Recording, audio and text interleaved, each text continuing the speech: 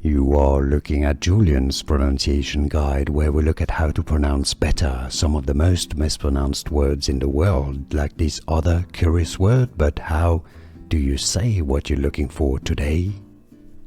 Let's learn how to pronounce this word once and for all correctly from biology. If you want to learn more names from science, especially biology, stay tuned. I've got more videos for you. You can learn them all here.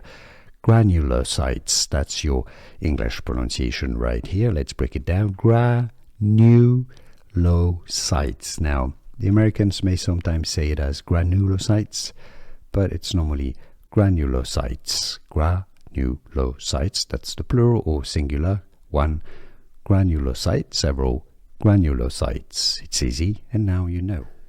Here are more videos on how to pronounce more confusing words and names too many mispronounced. Like this video if you found it useful. I appreciate your support. I'll see you soon, and thanks for watching.